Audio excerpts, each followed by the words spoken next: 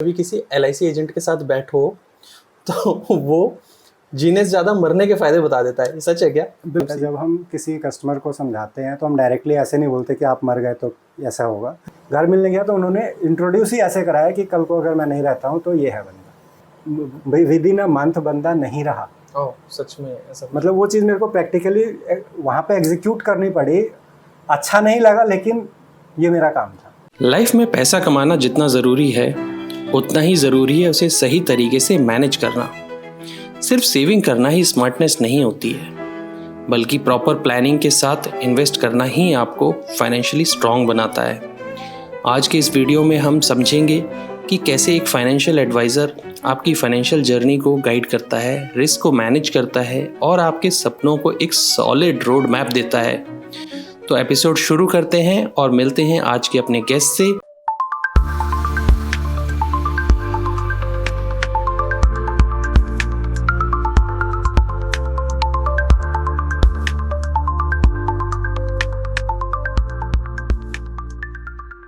Hi Sanjeet, how are you? I am fine. आप बताओ कैसे हो? मेरे को ना कभी कभी बड़ा अजीब सा लग रहा है कि मतलब फ्रेंड्स जब पॉडकास्ट करते हैं तो थोड़ा सा ना फॉर्मल भी रखना है, तो मैं कोशिश करूँगा कि मैं मतलब थोड़ा फॉर्मल रखूँ। ठीक है। तो कैसा लग रहा है मेरे शो में आके? बहुत अच्छा लग रहा है। Thank you. अच्छा संजीत, सबसे पहले ना हम लोग शुरू करते हैं पॉडकास्ट। बहुत इजी सा टॉपिक रखेंगे, फाइनेंशियल प्लानिंग, जो बिजनेस है तुम्हारा। तो व्हाट इज़ फाइनेंशियल प्लानिंग, क्या होती है एग्जैक्टली? फाइनेंशियल प्लानिंग वैसे तो बहुत ही बड़ा कॉन्सेप्ट आता है बेसिकली, बट अगर इसको समराइज़ अगर हम करें तो बेसिकली इसमें goal planning, basically further tax planning और retirement planning, then estate planning. तो ये कुछ स्टेप्स होते हैं फाइनेंशियल प्लानिंग के कंप्लीट प्रोसेस में। अगर बेसिक हम लें तो गोल प्लानिंग कि आप अपने प्रेजेंट को सिचुएशन के हिसाब से फ्यूचर को कैसे बेटर बना सकते हो, उसके लिए आप अपना गोल सेट करते हो, फिर उसके हिसाब से आप चीज़ों को प्लान करके आगे बढ़ते हो। तो बेसिकली इन शॉर्ट अगर बोलें तो फाइनेंशियल प्लानिंग यही है कि आप अपने फ्यूचर को कैसे आज की डेट में डिसाइड कर सकते हो कि आपको फ्यूचर में जो भी आपके वांट्स हैं वो आप आज कैसे उसको प्लान करो कि वो अचीव हो जाए। सो बेसिकली आज जो आपकी इनकम है उसको आप कैसे डिस्ट्रीब्यूट करोगे कि आपके सारे फ्यूचर नीड्स या आप वांट्स जो हैं वो फुलफिल हो जाए। अच्छा, मतलब मैंने ना एक जोक सुना है, बताना सच है क्या, कि कभी किसी एलआईसी एजेंट के साथ बैठो तो वो जीने से ज़्यादा मरने के फ़ायदे बता देता है। सच है क्या? बिल्कुल सच है, ऐसा लगता है, बट सिचुएशंस होती हैं लोगों की कि कभी कभी आपको ऐसा लगेगा कि शायद अगर आज वो नहीं है तो ज़्यादा बेटर हो सकता है उसका फैमिली की फाइनेंशियल बेसिकली। तो ये पॉसिबिलिटी है। तो कभी कभी ऐसी सिचुएशन बनती है जब लगेगा कि मतलब मैंने तो मजाक में सुना था ये, कि बोलते कभी किसी एलआईसी एजेंट के साथ बैठो तो मैं जब लोगों को बताता हूँ कि मतलब मेरा फ्रेंड है जो फाइनेंशियल एडवाइज़र है, तो कई बार वो मुझसे भी पूछते हैं कि भाई उसके पास जाके बैठो तो कोशिश करते हैं कि मतलब इतने ज़्यादा फायदे बता देते हैं, एलआईसी ले लो, मरने के बाद इतने पैसे मिलेंगे। तो मतलब ऐसा होता है क्या? ऐसा कभी और भी किसी ने ऐसा कहा? बिल्कुल होता है, कस्टमर्स भी ऐसा कहते हैं। जब हम किसी कस्टमर के लिए जाते हैं, उनसे बात करते हैं, वो भी ऐसा कहते हैं। तो एक एग्जांपल मैं आपको बताता हूँ। होता ऐसा है कि मान लो एक व्यक्ति है जो 10 लाख रुपए साल का कमा रहा है, जिसको हम इंश्योरेंस नहीं भी तो 2 करोड़ का दे सकते हैं। अब उसकी सिचुएशन ख़राब है, उसकी EMIs हैं, लाइबिलिटी है, सब कुछ है, नेट उसके अकाउंट में कुछ बचता नहीं और वो परेशान है क्योंकि उसके वांट्स ज़्यादा हैं, खर्चे ज़्यादा हैं। तो अब चाहता ज़्यादा है, वो उतने में फुलफिल नहीं कर पा रहा और लाइबिलिटीज़ हैं कुछ ऐसी जो कि वो टाइम पे नहीं चुका पा रहा। तो हो सकता है कभी उसके थॉट आए कि अगर आज मैं नहीं हूँ तो 2 करोड़ रुपए फैमिली को मिल जाएंगे, लाइबिलिटी काटने के बाद FD करा देंगे तो भी लाइफ का सर्वाइवल अच्छा हो जाएगा। ओह माय गॉड, मतलब लिटरली बंदे ऐसा सोच लेते हैं कि सोच सकते हैं। और इसीलिए अगर आप ध्यान दो कि इंश्योरेंस के अंदर एक क्लॉज होता है सुसाइड का, जो कि सुसाइड में बेसिकली कंपनीज क्या है 1 साल के बाद कवर करती है। 1 साल के बाद का मतलब है अगर आज कोई वेल इन साउंड, मतलब सब ठीक ठाक है और आज उसने पॉलिसी ली है और 1 साल बाद अगर वो सुसाइड करता है तो भी फैमिली को पूरे पैसे मिलने हैं। लेट्स सपोज 2 करोड़ का लिया तो 2 करोड़ इंस्टेंट कंपनी दे रही है। मीन्स अगर कोई प्लान करके भी कर रहा है तो भी उसको है, बट ये गलत है। मतलब यार लोग कैसे, मैं इमेजिन नहीं कर पा रहा इस चीज़ को। अच्छा, कभी ऐसा हुआ कि क्लाइंट विजिट पे जाओ और कभी किसी क्लाइंट को इस लैंग्वेज में समझाओ, सर अगर आप मर गए तो इतना मिलेगा, सर अगर आप मर गए, तो कभी किसी क्लाइंट ने ऑब्जेक्शन उठाया इस पे कि आप कैसी सी बातें कर रहे हो? जब हम किसी कस्टमर को समझाते हैं तो हम डायरेक्टली ऐसे नहीं बोलते कि आप मर गए तो ऐसा होगा, हाँ। बट हम उसको इस तरीके से समझाते हैं, खासकर मैं इस तरीके से समझाता हूँ कि अगर आज मैं घर नहीं पहुँचा तो मैं क्या छोड़ के जा रहा तो हूँ। बेसिकली अपने ऊपर ले लेते हैं तो इस अपने language ऊपर को। लेके उसको समझाने की कोशिश करते हैं, Client को नहीं बोल और ये सकते। फैक्ट, तो ये फैक्ट है कि आज अगर मैं घर नहीं पहुँचा तो मैं क्या छोड़ के जा रहा हूँ। नहीं, वो बात ठीक है, बट एक प्रोफेशन होता है, किसी प्रोफेशन में स्ट्रगल इतना ज़्यादा होता है जब आप लोगों से डील कर रहे हो, तो उसमें अगर आप किसी क्लाइंट को ही बोलो सर अगर आज आप घर नहीं पहुंचो तो कहे यार मेरे ही पीछे क्यों पड़ा हुआ है भाई। देखो अच्छा, लाइफ का एक सबसे बड़ा ट्रुथ यही है हाँ, कि हमें नहीं पता अगले पल में क्या क्या होने वाला होगा। है, ठीक है। अब हम उसको, कोई बहुत अच्छे से भी समझा सकता है, कोई बिल्कुल डायरेक्ट वे में समझा सकता है। लोगों को डायरेक्ट कम पसंद आता लोगों है। को डायरेक्ट कम पसंद आता है तो हम अपने ऊपर लेके समझा लेते हैं। कई बार हम दूसरों की कहानियां बताते हैं कि उसके साथ ऐसा हुआ, फलाने के साथ ऐसा हुआ, ऐसे समझाते हैं। हर कोई अलग है कैसे समझना चाहता है। एग्री कई बार ऐसा भी होता है कि हम बात करते हैं इंश्योरेंस की और फैमिली मना कर देती है, वाइफ या कोई भी होता है कि नहीं इसके बाद में बात करेंगे। हाँ, थोड़ा वो डर नहीं बात करना चाहते कि हाँ पता है कि इंश्योरेंस की बात होगी तो हाँ, तो वो फिर नेगेटिव वर्ड से जो होंगे, डेथ होगा, ये यूज होगा, तो कई बार लोग इग्नोर करते हैं इसको बात करने से, स्किप करते हैं उस चीज़ से ना कि ये वर्ड मुंह से नहीं निकलना। हाँ, ये मैं अग्री करता हूँ इस बात से, ऐसा होता है। अच्छा, थोड़ा सा ना टॉपिक को थोड़ा सीरियस नोट पे लेके चलते हैं। अच्छा, अभी संजीत इंडियन सोसाइटी में क्या है, लोगों का माइंडसेट ना आज भी ओल्ड स्कूल जो इन्वेस्टमेंट होती थी ना, और अभी मॉडर्न जो नई जनरेशन आई है, इसमें बड़े क्लैशेस हो रहे हैं। तो क्या आप ये समझाओ क्या डिफरेंस है ओल्ड स्कूल के मेथड में और जो नई जनरेशन आजकल जो डिजिटल की तरफ जा रहे हैं उसमें क्या डिफरेंस क्या है? डिफरेंस बेसिकली क्या है कि जो आप हमारे जो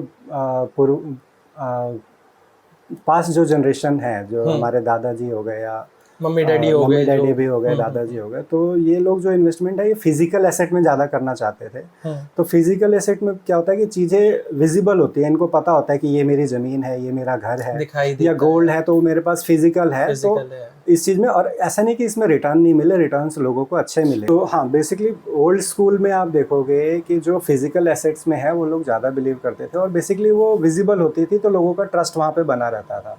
दूसरा, पहले और आज में क्या है कि पहले चीज़ें डिजिटली अवेलेबल भी नहीं थी, डिजिटल था ही नहीं कुछ, डिजिटल अब बना है। और जो चीज़ें आज डिजिटल वे में हम म्यूचुअल फंड और शेयर्स की बात करते हैं, ये पहले फिजिकली होते थे, ठीक है। तब भी लोग कम बिलीव करते थे क्योंकि इसमें रिस्क होता था। प्रॉपर्टी, गोल्ड में लोगों को रिस्क नहीं नज़र आता था, ऑल्दो दोनों में रिटर्न्स गारंटेड नहीं है, बट फिर भी वो उनको सिक्योर लगता था क्योंकि वो उनके चीज़ें हाथ में होती थी, उनके कंट्रोल में होती थी।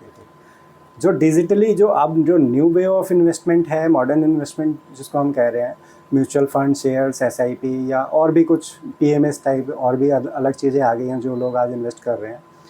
थोड़ा रिस्क बढ़ता है यहाँ पे, बट मैनेजेबल होता है। और लेकिन अगर इस चीज़ को देखूं कि आज भी अगर आप पेरेंट्स को कन्विंस करने जाओ कि अगर कोई इन्वेस्टमेंट की प्लानिंग चल रही है घर में, और अगर आप पापा को बोलो कि एक काम करते हैं हम म्यूचुअल फंड में पैसे डालते हैं, या तो आज भी ना उनका एक बार में हाँ जैसी फीलिंग आती नहीं है। मतलब इंस्टेड ऑफ म्यूचुअल फंड में वो कहेंगे कि भाई कहीं प्लॉट देख लेते हैं, ठीक है, कम से कम उसकी रेट बढ़ती रहेंगे और दिखाई देता रहेगा। तो वो बात सही है कि फिजिकल के लिए आज भी कहीं ना उनका मन ऐसा है। और दूसरा, आई थिंक मेरे हिसाब से कुछ ना न्यूज़ का इम्पैक्ट बहुत ज़्यादा आता है। न्यूज़ का इम्पैक्ट भी होता है, पास्ट एक्सपीरियंस भी होते हैं कि आपने आपके साथ कैसा रहा है। एक्चुअली हमारी सोसाइटी में वर्ड ऑफ माउथ बहुत जल्दी फैलता है। और ऐसा नहीं है कि प्रॉपर्टी में कभी रिस्क नहीं था, बिल्कुल था, ठीक है, या गोल्ड में कभी रिस्क नहीं था। अब अगर हम ओल्ड वेज मॉडर्न की बात करते हैं तो पहले क्या होता था, गोल्ड घर में रखते थे हम, चोरी होने का डर हमेशा रहता था, तो रिस्क वो भी था। और प्रॉपर्टी में क्या होता था, फ्रॉड होने के चांसेस होते थे, कब्जा हो जाता था या गलत प्रॉपर्टी आप खरीद लेते थे। अगर हम लेटेस्ट भी बात करें तो जो 2010 से 14 के आसपास जो बिल्डर्स ने फ्रॉड किए, एक ही प्रॉपर्टी मल्टीपल लोगों को बेच दी, ये भी तो प्रॉपर्टी में रिस्क था। तो रिस्क हर जगह था, बस वहाँ क्या था कि वहाँ पे अगर आपके पास चाबी आ गई तो आप मालिक हो, आपको दिख रही है, आपके हाथ में चीज़ है। और जो आज के जो बेसिकली फाइनेंशियल एसेट हैं, और बेसिकली इसमें म्यूचुअल फंड, शेयर्स और ये आपके हाथ में दिखती नहीं है। अब क्या, मोबाइल है, आपको डिजिटली सारी चीज़ें हैं, बट आप वैसे नहीं है आपके पास। तो वो एक ट्रस्ट लोगों का फिजिकल की तरफ ज़्यादा होता है। इवन आज भी है। आज भी क्या होता है कि अगर किसी के पास ज़्यादा पैसा है तो वो प्रॉपर्टी में जाएगा, ठीक है। अब कितने लोग जा रहे हैं, ये भी एक चीज़ है कि हर कोई नहीं प्रॉपर्टी में जा रहा। एक सर्टेन अमाउंट भी तो चाहिए, एक सर्टेन अमाउंट भी चाहिए। और माइंडसेट बदल रहा है लोगों का, जो न्यू और हम ओल्ड की बात करें तो माइंडसेट भी बदल रहा है लोगों का। तो ये हम बाद में देख लेते हैं कि माइंडसेट वाइज कैसे लोग जाते हैं। बट रिस्क दोनों जगह थे, लोग इन्वेस्टमेंट कर रहे हैं पहले से।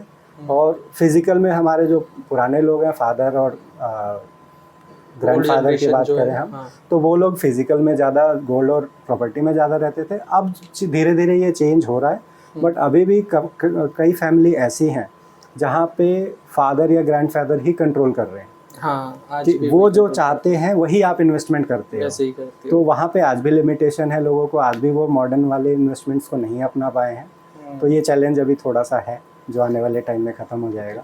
बट नई जनरेशन जहाँ तक अब मैंने देखा है, तो अब जो नई डिजिटल होने की वजह से जो ऐप आ रही हैं, तो इन्वेस्टमेंट करना बहुत इजी हो गया है। इन्वेस्टमेंट इजी तो हाँ इजी हो गया है, क्योंकि डिजिटली आपके पास डेटा सारा अवेलेबल है, एक क्लिक पे सारी चीज़ें मिल जाती हैं। प्लस उसको क्रॉस वेरीफाई करने के लिए आपके पास बहुत सारे साधन हैं, आपके फ्रेंड्स भी हैं, सबके पास कुछ ना कुछ नॉलेज भी आज की डेट में हो गई है। पहले लोगों को नॉलेज नहीं होती थी, वो मतलब इन्वेस्टमेंट की सोचते ही नहीं थे। एक बड़ी अच्छी बात कभी आपने बताई थी मुझे, वो मेरे माइंड में रह गई। हमारी कोई डिस्कशन चल रहा था जिसमें यू सेड कि बचाने की नहीं कमाने की सोचो, बचाने की जिसने अकल लगाई उसने कमाने की अकल खो दी। तो ये बात मेरे दिमाग में बड़ा इम्पैक्ट कर गई कि हमारी जो ना मतलब इंडियन सोसाइटी है, हम लोग एक खास करके अगर मैं मिडिल क्लास की बात करूं, एक बहुत बड़ा तबका है मिडिल क्लास का, तो यहाँ ना बचपन से बच्चों को पेरेंट्स भी सिखाते हैं, उनके दिमाग में एक चीज़ डाली जाती है, पैसे बचाओ पैसे बचाओ। कभी कोई नहीं कहेगा पैसे इन्वेस्ट करो। देखो इन्वेस्टमेंट बेसिकली, इन्वेस्टमेंट एक और चीज़ का देखें तो इन्वेस्टमेंट को लोग सही तरीके से समझ नहीं पाए हैं, और ज़्यादातर लोग मैं बोलूँगा इस मामले में कि नहीं समझ पाए हैं। तो बेसिकली मतलब इसी से मैं समझना चाह रहा था कि सेविंग्स में और इन्वेस्टमेंट में क्या डिफरेंस है। तो बेसिकली देखो सेविंग्स आज भी बेसिकली अगर हम मोस्ट ऑफ द पॉपुलेशन की बात करें तो वो इन्वेस्टमेंट और सेविंग्स को डिफरेंशिएट नहीं कर पाते हैं।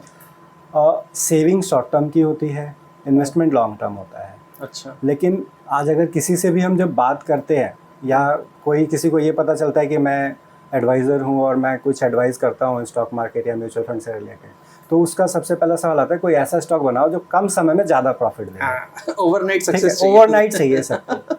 और लेकिन ऐसा होता नहीं है, क्योंकि वो चीज़ गैम्बलिंग होती है और वो हम कभी भी लॉन्ग टर्म के हिसाब से किसी को सजेस्ट भी नहीं करते और ना करना चाहिए। बट आज भी लोगों की एक्सपेक्टेशन वही है कि शॉर्ट टर्म में कैसे कमा रहे टाइम कम, जब भी आप किसी से बात करोगे कि एफडी कितनी साल की कराई है तो वो बोलेगा 8 साल 10 साल की कराई है। लेकिन म्यूचुअल फंड क्या सोच के लिया है तो वो कभी नहीं बता पाएगा, क्योंकि वो शॉर्ट टर्म सोच के लेता है। शेयर्स में हमेशा वो शॉर्ट टर्म सोच के डालता है, जहाँ की बहुत ज़्यादा रिस्क है। अगर इसको रिवर्स कर दो कि जो हम सेविंग कर रहे हैं वो शॉर्ट टर्म के लिए कर रहे हैं, मुझे अगले साल कोई फिक्स लाइबिलिटी है, बच्चों के एडमिशन कराना है या कहीं घूमने जाना है, कोई भी एक्सरसाइज छोटा मोटा खर्चा है अगर हमारा है, तो हम अगले साल 2 साल का अगर हम उसको एफडी में और सेविंग में रखें। और जो लॉन्ग टर्म है, जो अपना रिटायरमेंट प्लान हो गया, बच्चों का चाइल्ड एजुकेशन पर्पस से कुछ हो गया, शादी के लिए हो गया, तो ये अगर हमारे जो लॉन्ग टर्म गोल्स है इसको हम मार्केट बेस्ड प्रोडक्ट के थ्रू अगर जाते हैं तो वो ज़्यादा बेटर है।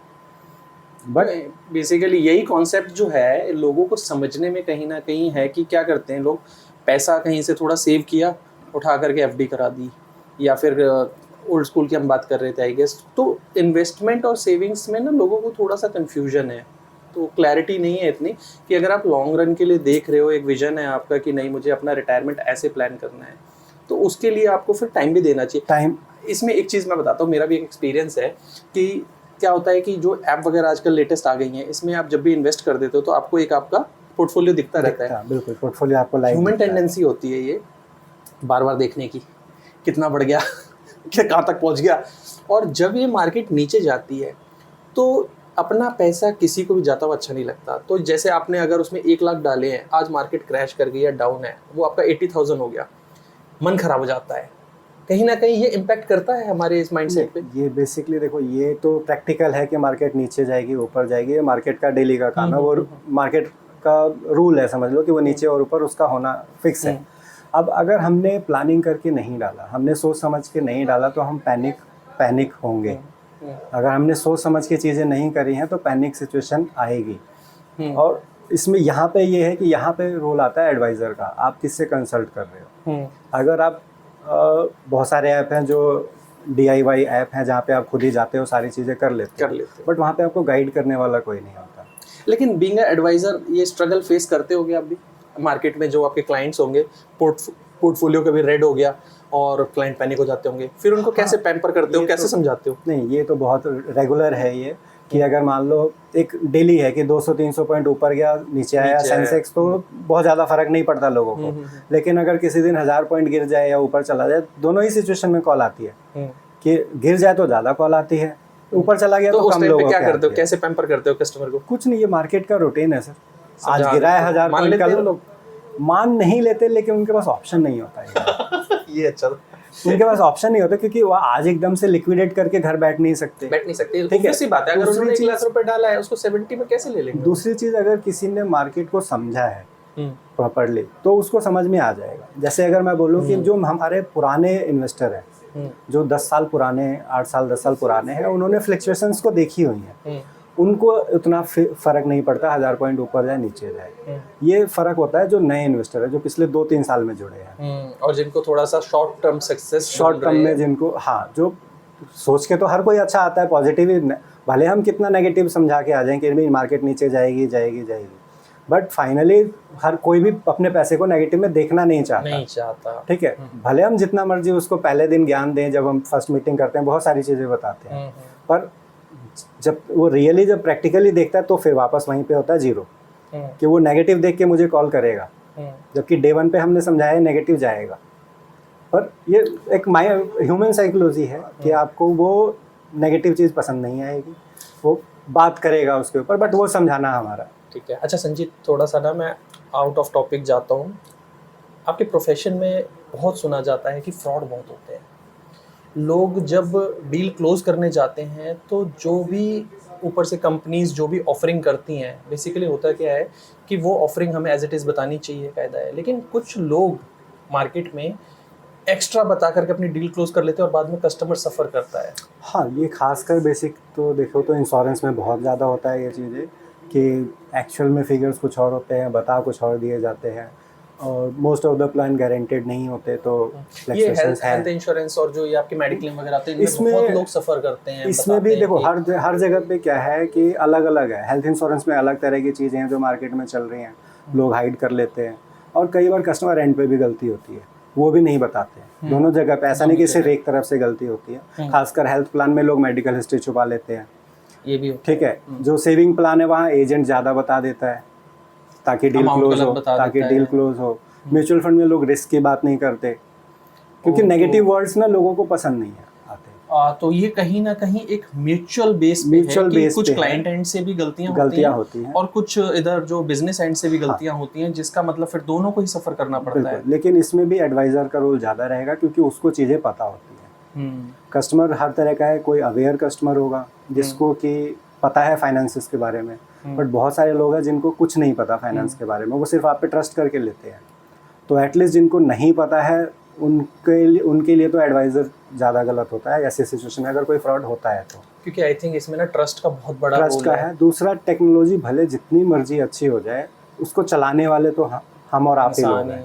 ठीक है, तो आप कितना जानते हो टेक्नोलॉजी को, उसके ऊपर फ़र्क पड़ता है। भले इतनी ऐप हैं, सबको पता है, सबको बैंकिंग ऐप का पता है, बट फिर भी सारे फ्रॉड हो रहे हैं। फिर भी हो रहे हैं, मतलब हमें नहीं पता ना, सबको नहीं पता, सबको नहीं पता, और ये तो डिटेल में नहीं पता ना, डिटेल में नहीं पता। इतने टेक से भी नहीं है कि ऐप आई और सारा एकदम। अगर मैं एक लेटेस्ट एग्जांपल लूँ, मेरे जानने वाले कस्टमर हैं, इन्वेस्टमेंट मेरे थ्रू नहीं करते, कुछ छोटी मोटी सर्विसेज लेते रहते हैं, उन्होंने अराउंड 2.25 करोड़ रुपए का लॉस किया है। 2.25 करोड़ का? हाँ जी, और फ्रॉड SBI के नाम पे था।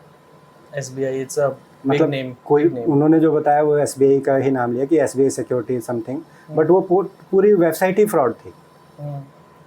ठीक है, अब इससे कैसे बचोगे? तो इसके लिए तो आपको इतना जानना पड़ेगा कि ये साइट वेबसाइट भी अगर आप खोल रहे हो तो ये जेन्युइन है या नहीं, ये भी वेरीफाई करना पड़ेगा। तो इसलिए सजेशन तो यही रहता है कि आप या तो आपको सारी चीज़ समझ आ रही है और आप गलत डायरेक्शन में नहीं जा रहे हो, और अगर आप उतने कैपेबल नहीं हो कि हर चीज़ वेरीफाई कर सको, तो किसी रेफरेंस या ट्रस्टेड सोर्स के थ्रू ही इन्वेस्टमेंट करनी चाहिए। ऐसा नहीं कि कहीं भी संजीत, ओपनली कभी हम ऐसा कहीं फील जाके करा कि आप जब जाते हो क्लाइंट साइड पे जाते हो, लोगों से मिलते हो, तो जो ये फ्रॉड होने के पीछे एक रीज़न है मेरे माइंड में जो आ रहा था कि लोग क्या करते हैं, उनको ना लालच जो होता है कि उनको लगता है कि मुझे बेटर डील मिल रही है, ठीक है। अगर आपने ऑफरिंग बताई कि भाई आपका जो भी इंश्योरेंस है या मेडिक्लेम है उसमें एक सर्टेन अमाउंट मिलेगा, कोई उससे बढ़ा के दे रहा है और किसी ऐसी कंपनी का दे रहा है, वो फिर क्रेडिबिलिटी पे नहीं अब जाते। इसमें देखो, इसमें थोड़ा सा लालच होता है, लालच होता है। कस्टमर का, एक इंडिविजुअल का लालच होता है।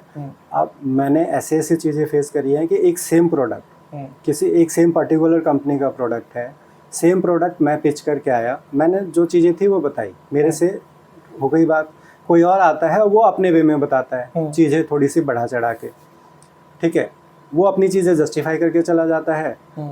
अब होता क्या है कि वो बंदा प्रॉपरली, मान लो कोई भी कंपनी है उसका ब्रांडेड आई कार्ड भी पहन के आता है, हर चीज़ एकदम सूटेड बूटेड, बिल्कुल आप उसको नहीं पता कर पाते कि वो गलत, उसको लगता है, आपको लगता है ये ज़्यादा सही बंदा है, ठीक है, ऐसा फील, क्योंकि देखो जब कोई गलत कर रहा होगा या जब कोई, तो वो थोड़ा सा प्रिपेयर भी ज़्यादा होगा। अगर कोई इंटेंशनली गलत चीज़ें कर रहा है तो वो प्रिपेयर भी ज़्यादा होगा, तो आप उस पर ट्रस्ट कर ही लेते हो, क्योंकि वो प्रिपरेशन करके आया, आपको कैसे कन्विंस करना, वो आया उस काम के लिए, तो मेंटली आपको कैसे कन्विंस करना, वो प्रिपेयर करके आया है। बट अगर चीज़ों को आप खुद थोड़ा सा वेरीफाई कर लो तो आप उस चीज़ से बच सकते हो, कि मिसकमिटमेंट इंश्योरेंस में बहुत होता है। और अगर मैं डेटा वाइज बात करूँ तो 50 to 60% पॉलिसी ही 5 साल तक चल पाती है, 5 साल, और उससे ज़्यादा जो चलती हैं वो 50 से 60%, मतलब 40 से 50% पॉलिसी पहले ही ख़त्म हो जाती है। मतलब या तो वो चला नहीं पाता है, उसको समझ नहीं आया इस प्रोडक्ट को 20 साल या 15 साल चलाना है, क्योंकि कोई भी इंश्योरेंस प्रोडक्ट जो खासकर है, ट्रेडिशनल जो सेविंग्स के नाम पे हम मार्केट में देखते हैं, ये प्लान लॉन्ग टर्म है, 2-4 साल 5 साल का नहीं है। बट कई बार उसको मिससेल किया जाता है मार्केट में, 5 साल कह के, 10 साल कह के, बट ये एक इशू है मार्केट के अंदर जो लोगों के साथ है। एक ब्रेक ले लेते हैं। ले लो। संजीत, वैसे आपके प्रोफेशन में कहा जाता है कि लोग जब भी पॉलिसी सेल करने जाते हैं तो जो क्लाइंट होता है उसके दिमाग में एक ही चीज़ चल रही होती है कि मतलब आपका तो कमीशन बनेगा, राइट। तो कमीशन को लेकर के हर कोई कोशिश करता है कि भाई आप कमीशन ना लो या हमें डिस्काउंट दो।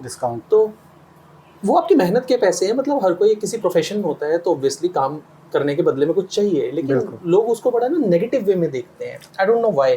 तो कभी कोई ऐसा एक्सपीरियंस हुआ आपके साथ कि? नहीं, तो बहुत बार ऐसा हुआ है कि हम जब भी कोई चीज़ बेचने जाते हैं तो कई बार सामने वाले की डिमांड होती है कस्टमर की, या कहीं ना कहीं उसने सुना भी होता है या मिला भी होता है, दोनों चीज़ें हो सकती हैं।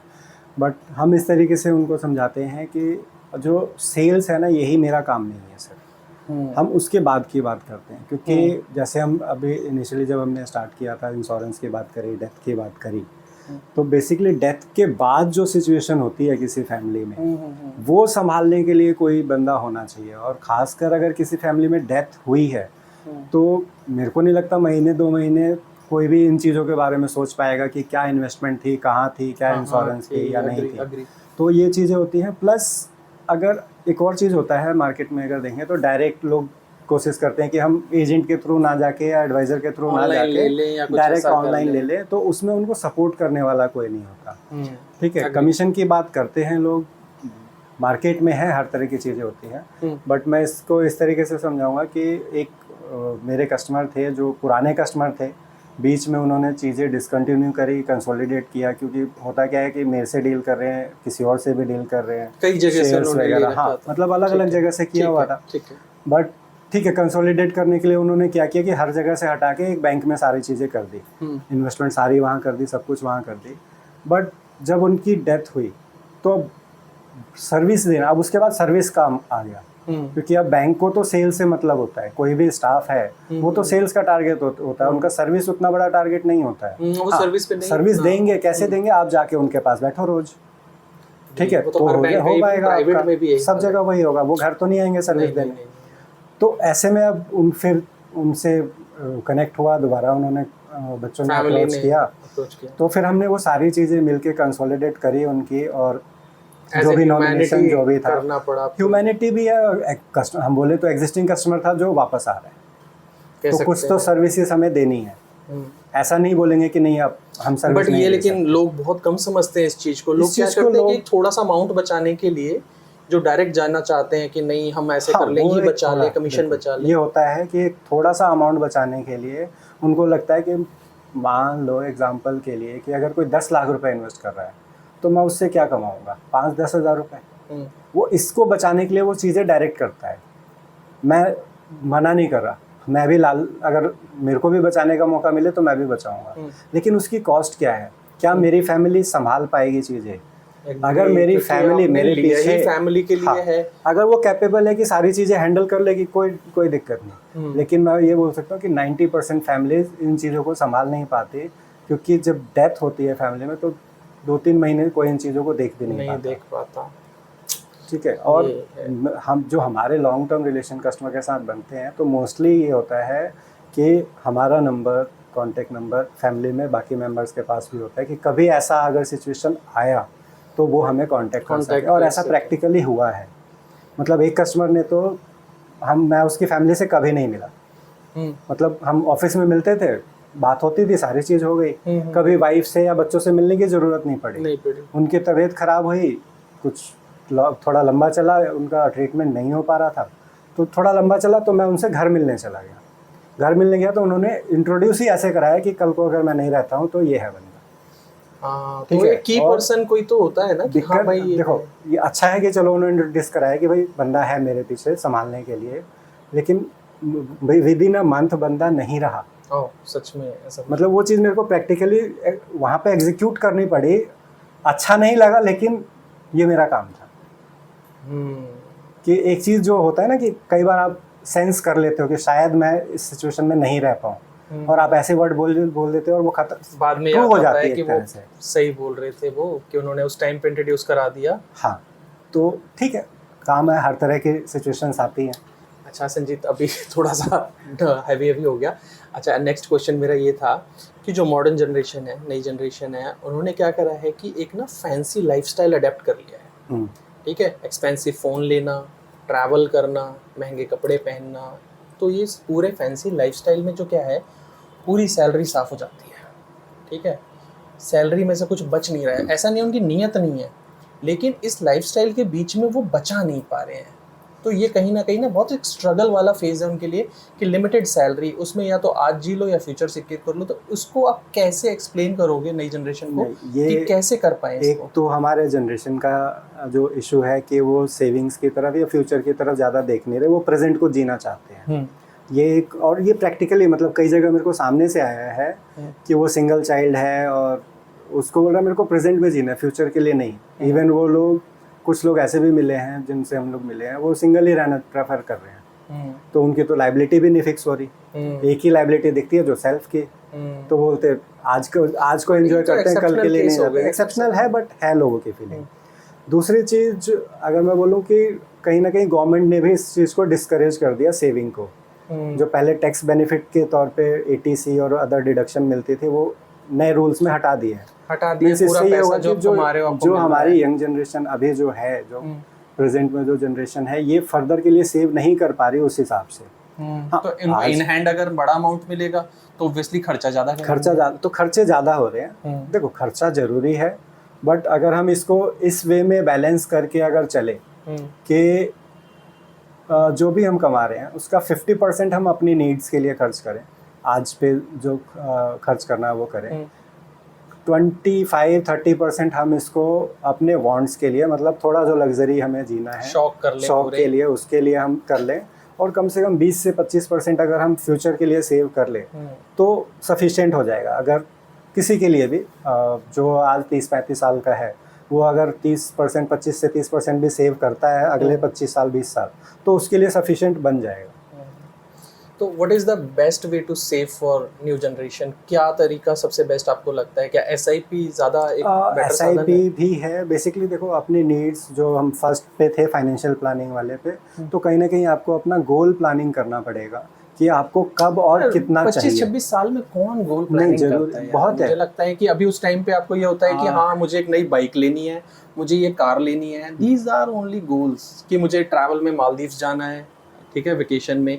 यही गोल प्लानिंग होती है। 25-26 साल में जब से जॉब स्टार्ट होती है, आजकल नए बच्चे कर रहे हैं, इनको ये होता है कि हमें पैसा कमाना है, घूमना है, करना है। लेकिन उसके बीच में जो मतलब आई थिंक SIP या कुछ ऐसा मॉडल है जिसमें 500 रुपये से शुरू हो गया, 1000 रुपये से, तो वो क्या करते हैं कि हाँ हमने 1000 रुपये का इनिशिएट कर दिया, वो साइड से जा रहा है, उनको बॉदर भी नहीं कर अच्छा, रहा है। एक एग्जांपल मैं लेता हूँ कि हम घर का राशन लाते हैं, हम्म, तो हम आज लाते हैं और सारा आज खा जाते हैं। नहीं ऐसा तो नहीं है, पूरे ऐसा महीने हम का पूरे लाते हैं। महीने के लिए लाते हैं ना। हम्म, तो वैसे ही हमें लाइफ की भी पूरी प्लानिंग करनी पड़ेगी। आज के लिए हमें मालदीव्स जाना है, XYZ कहीं भी जाना है, वो भी करना है, बट कल का भी देखना है कि कल भी हमें यहीं रहना है, वापस यहीं आना है। हाँ, मालदीव्स में बसने तो जा नहीं रहे तो हमें कल का भी आज ही सोचना पड़ेगा। इसलिए अगर सोच लें तो बेटर है। अब हाँ। अगर इसको एग्जांपल लेके देखो, मैं एग्जैक्टली कैलकुलेशन पे नहीं बता रहा, बट रफली बता रहा हूँ, तो इसमें ये है कि अगर एक बंदा जो 30 साल का है वो अपनी रिटायरमेंट प्लानिंग करता है तो शायद वो 5000 से भी कर सकता है। लेकिन वही जब वो 40 पे जाएगा, सिर्फ 10 साल का गैप है, वो 40 पे जाएगा तो शायद वो 25,000 से भी कंप्लीट नहीं कर पाएगा। क्योंकि जो लॉन्ग टर्म में कंपाउंडिंग का इफेक्ट आता है, खासकर जो हम म्यूचुअल फंड SIP में बात करते हैं, तो वो लॉन्ग टर्म में बहुत अच्छा डिफरेंस अमाउंट बनता है। तो इसलिए जितना जल्दी हो सके, और एटलीस्ट 20% तो करने में कुछ नहीं जाता। अगर कोई लाख रुपए महीना कमा रहा है तो 20,000 रुपये कर ले तो वो उसकी लाइफ बहुत अच्छे वे में सेटल। बट आजकल के जितना हैवी लाइफस्टाइल चल रहा है या जितना स्ट्रगल हो गया आजकल के एक्सपेंसेस में, जितनी महंगाई हो रही है, वो 20% सेव करना बहुत पेनफुल है यार। मतलब मुझे नहीं लगता कि हर किसी के लिए इतना पॉसिबल है। बिल्कुल नहीं है। आप ये समझो, आज क्या हम न्यूक्लियर फैमिलीज में रह रहे हैं, यहाँ पे हस्बैंड वाइफ दोनों कमाते हैं, ठीक। अगर हम दोनों मिलके अगर वो चीज़ नहीं कर पा रहे हैं तो फिर तो कहीं ना कहीं आपको अपने फाइनेंसेस चेक करने पड़ेंगे कि आपके खर्चे कहाँ हो रहे हैं, और सही नहीं हो रहे तो उनको करेक्ट करना पड़ेगा। क्योंकि होता क्या है, आज एक एप्पल का नया फ़ोन लॉन्च होता है और आप खरीदने दौड़ पड़ते हो, तो आपके पास पैसा है, पैसा तो है पर गलत जगह जा रहा है, बस जगह गलत जा रहा है। आई थिंक ये बहुत अच्छी बात कही आपने, जो EMI वाला कॉन्सेप्ट है ना, आई थिंक ये नई जनरेशन को ना बहुत किल कर रहा है उसके फाइनेंसेस को। मैं अगेन वहीं पे आऊँगा, EMI बुरी नहीं है, EMI सही है, क्योंकि आप फ्यूचर को आज जीते हो। अच्छा, बेसिकली क्या होता था, अगर हम एक और इसमें दोबारा ऐड कर लें ओल्ड वर्सेस मॉडर्न की, तो पहले लोग क्या करते थे, पूरे लाइफ यानी 25-30 साल कमाते थे और फिर रिटायरमेंट के आसपास जाके कोई घर बनाते थे या कोई बड़ी चीज़ करते थे। आज क्या होता है, हम 2-4 साल कमाने के बाद ही घर ले लेते हैं। हाँ, कोशिश करते जल्दी ले। तो हमने घर को 30 साल जिया है, घर में रहा है, यूज़ किया है, लेकिन जो रिटायरमेंट पे खरीद रहा था वो 10 साल 5 साल यूज़ करता था। तो आप फ्यूचर को आज जी रहे हो एक तरह से, तो ये मैं गलत नहीं कहूँगा। लेकिन अगेन हम EMI और सारी चीज़ें मिला के 80-20 अपना लें, 80 आज खर्च कर दें, 20 कल के लिए छोड़ दें, लाइफ सेटल ज़्यादा अच्छा रहेगा। बिल्कुल।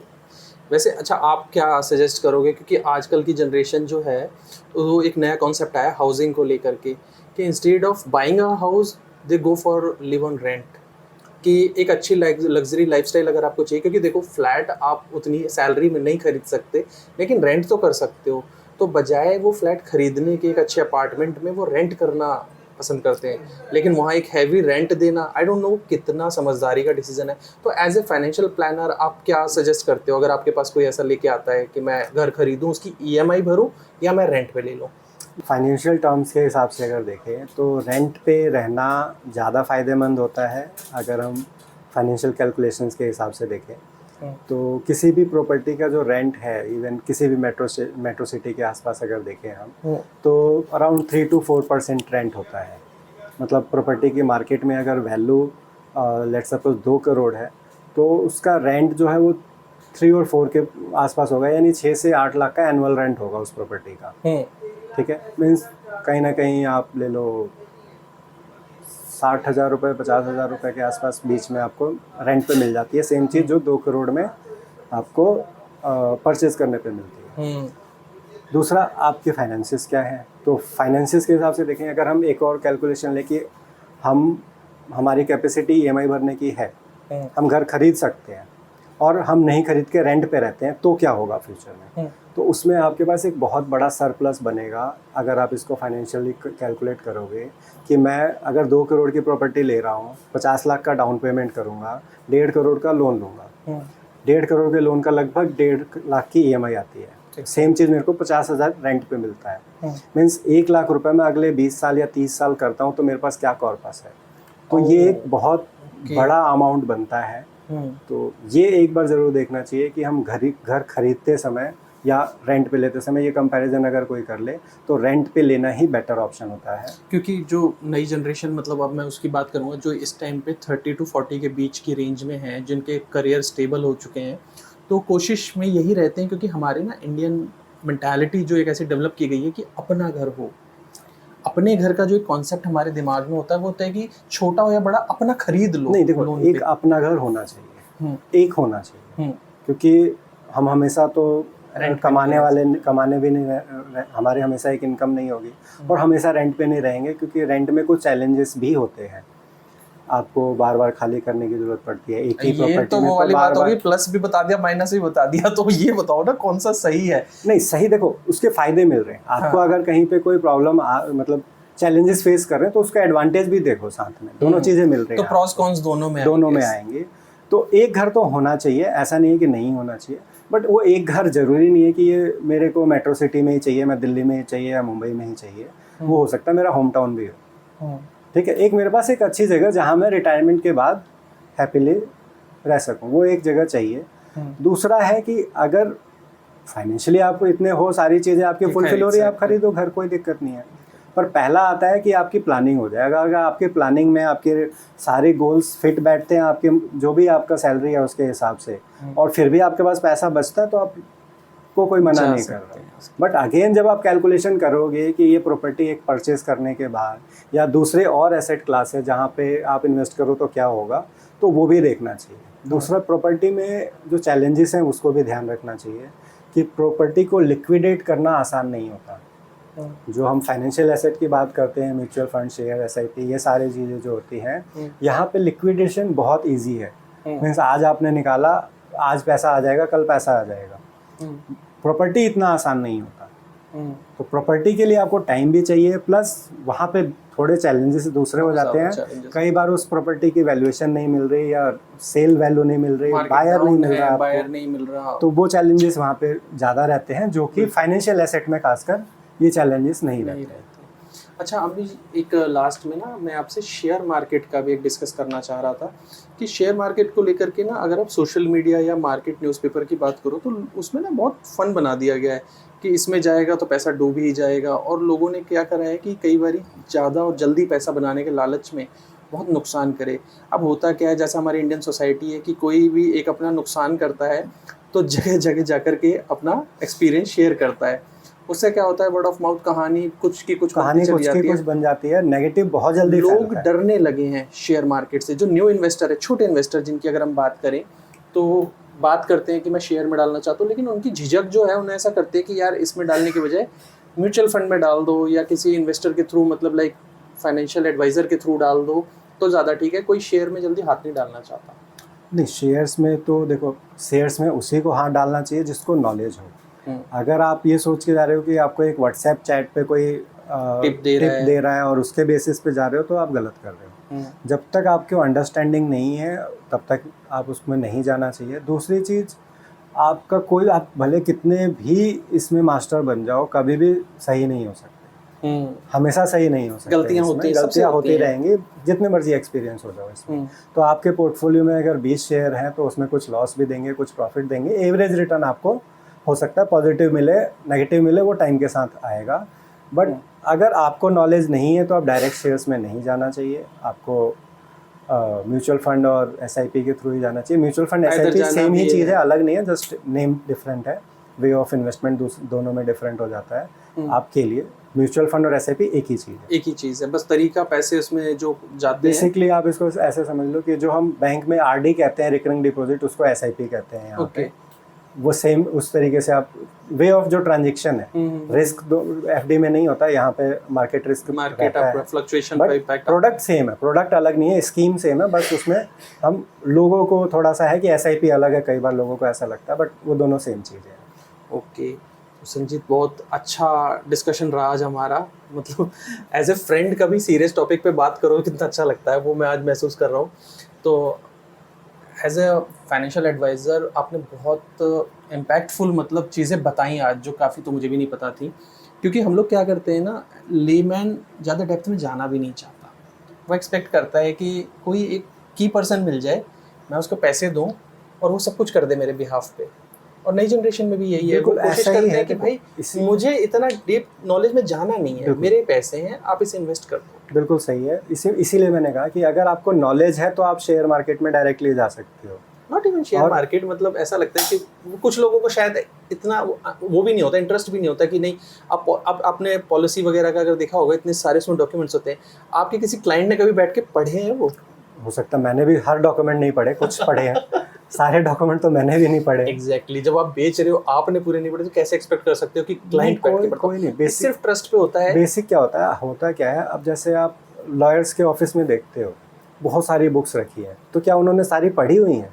हाँ, वो मौका आने पे पढ़ते हैं। वो क्या होता है, जब कोई सिचुएशन आती है तो उनको ये पता है कि ये चीज़ कहाँ मिलेगी, फिर वो निकाल के पढ़ेंगे। अच्छा, एक बड़ा अच्छा एक सवाल था मेरे दिमाग में हमेशा से था, जब मैं पॉडकास्ट करूंगा तो पूछूंगा, जो ये मूवी आई थी ओ माय गॉड, ये बड़ा एक एक्ट ऑफ गॉड निकला था, तो इससे क्या बिजनेस पे इम्पैक्ट आया था? कभी क्लाइंट वगैरह ने किसी कभी बिजनेस पे इम्पैक्ट नहीं आया था इससे, लेकिन लोगों के सवाल ऑब्वियसली भाई इम्पैक्ट का मतलब वही था कि समझाने में एफर्ट ज्यादा लग रही थी। बिल्कुल, ये चीज़ अलग नहीं थी, ये चीज़ पहले से थी। हाँ। अब होता क्या था कि जब हम होता क्या ना, जो act of God policy basically ऐसे आती है, जो हमारी लाइफ इंश्योरेंस पॉलिसी है, इन चीज़ों में उतना फ़र्क नहीं पड़ता था, जो कमर्शियल इंश्योरेंस होते हैं उसमें ज़्यादा फर्क पड़ता है। ठीक है, अब उसके फिल्म के बाद क्या थोड़ा लोगों को लगा कि हाँ ये भी चीज़ होती है जो कि नहीं थी कवर या उससे लोगों तो ये चीज़ पहले भी थी। अब आप इसको एड ऑन में लेते हो या नहीं लेते हो। जैसे जब हम कमर्शियल इंश्योरेंस की बात करते हैं तो वहाँ हर पॉइंट पूछा जाता है कि आपको कौन से कवरेज चाहिए या नहीं चाहिए। आप वहाँ पे अगर ऑप्ट करते हो तो चाहिए तो मिलेगा, अदरवाइज तो नहीं मिलेगा। लोग इसको फिर मजाक के वे में भी लेते हैं, हम लाइक कोई भी पॉलिसी ले रहा है इसमें एक्ट ऑफ गॉड तो इंक्लूड है क्योंकि वो मूवी इतनी मतलब फन वे में बनाई थी, but it's a good awareness कि बहुत लोगों ने शायद जिसने नहीं ऑप्ट किया होगा ना एक्ट ऑफ गॉड, उसके लिए ऐसा होगा कि भाई मेरा भी कर दो। अब एक और चीज़ मैं इसमें बताऊं, एक्ट ऑफ गॉड वाली बात पे अगर हम सिमिलर चीज़ बात कर लेते हैं, तो जो इंश्योरेंस पॉलिसी है अपनी, चाहे लाइफ इंश्योरेंस है या हेल्थ इंश्योरेंस है, इसमें एक सिचुएशन आती है जहाँ पे वॉर की सिचुएशन हो गई, पूरे देश में वॉर छिड़ गया, या जो कोई ऐसी सिचुएशन आ गई जैसे कोविड आया था जिसमें बहुत सारे एक साथ क्लेम आ जाते हैं, तो एज पर पॉलिसी टर्म ये चीज़ें कवर नहीं है। अच्छा, क्योंकि एकदम होता क्या है कि कंपनी कैलकुलेशन करके चलती है कि भाई 1000 में 2 लोगों की डेथ होगी या 2 लोग हॉस्पिटलाइज होंगे, तो उस हिसाब से वो क्लेम मैनेजमेंट करके चलती है। अब 10 आ गए 20 आ गए तो वो कहाँ से मैनेज करेगी? पैसा तो लिमिटेड ही लिया है ना लोगों से। हाँ। क्योंकि ये तो पूल ऑफ मनी होता है कि 100 लोगों से लिया, 2 को जरूरत पड़ी उनको दिया, उसको मैनेज करने का तरीका है एग्जैक्टली। तो अब ऐसी सिचुएशन में कंपनियों को दिक्कत आती है, ये आज भी एक्सक्लूडेड है। कोविड में आपने भी फेस किया ये चीज? नहीं, कोविड में क्या हुआ, कोविड में खास चीज़ ये हुआ कि सबकी पॉलिसी में तो लिखा हुआ है कि ये चीज़ ऐसी चीज़ें कवर नहीं होंगी, लेकिन पैंडेमिक कवर नहीं होती, लेकिन गवर्नमेंट ने अपफ्रंट आके इस चीज़ को सॉल्व कर दिया कि उन्होंने कहा कि ये सबको कवर करना पड़ेगा। तो ये बाय फोर्स था जो सबको मिल गया, लेकिन अगर हम बोलें तो इस तरह की सिचुएशन जनरली कवर नहीं होती है, क्योंकि लोगों को इसकी प्लानिंग कोई नहीं कर सकता। पॉलिसी लेते समय और डीप में थोड़ा समझने की ज़रूरत है, क्योंकि कुछ चीज़ें बता के नहीं आती, लेकिन जब आ जाती हैं तो किसी की मतलब एक अमाउंट की अगर हम बात करें, किसी के लिए लाइफ और डेथ का मैटर हो सकता है, उसकी पूरी लाइफ डिपेंडेंट है उस इंश्योरेंस के अमाउंट पे, अगर वो एक टर्म लगा के कंपनी डिनाई कर दे, लाइक उस मूवी में दिखाया था, बहुत अच्छे से ब्यूटीफुली दिखाया कि वो उसने इंश्योरेंस लिया, ही वाज अश्योर कि कल को कुछ हो गया तो मेरे पास पैसा मिल जाएगा, क्योंकि उसकी फैमिली अब सड़क पे है, उसके पास घर नहीं है, और वो क्लेम के लिए जाता है, वो कहते हैं नहीं जी ये तो एक्ट ऑफ गॉड है, उन्होंने तो अपना एक टर्म चिपका दिया, किसी बंदे की लाइफ और डेथ का मैटर है। तो इसलिए ये पॉलिसीज का आई थिंक कस्टमर को भी थोड़ा सा अवेयर होने की जरूरत है। देखो, इसमें अवेयर यही हो सकते हैं कि एक तो हमें पता हो कि क्या कवरेज है, दूसरा जो एड ऑन्स होते हैं उसको समझ के लेना चाहिए। सबसे ज्यादा हम लोग पैसे बचाने के लिए देखते हैं, कस्टमर भी करते हैं। सबसे ज्यादा हम लोग देखते हैं जो मोटर इंश्योरेंस होता है, गाड़ी का इंश्योरेंस 2 व्हीलर या 4 व्हीलर का होता है, तो वहाँ पे जीरो डेप्रिसिएशन सबको पता है, लेकिन एक हम बोलते हैं कंज्यूमेबल कवर्ड। अब कंज्यूमेबल हम नहीं लेते, क्यों? उसमें कुछ एक्स्ट्रा हमें लगता है तो नट बोल्ट कितने का आएगा, 150 रुपए का आएगा। लेकिन जब एक्चुअल में क्लेम आता है तो कई बार सिचुएशन ऐसी होती है कि जो पार्ट आपने रिप्लेस कराया उसकी कीमत उतनी नहीं थी जितनी की नट बोल्ट की कीमत थी।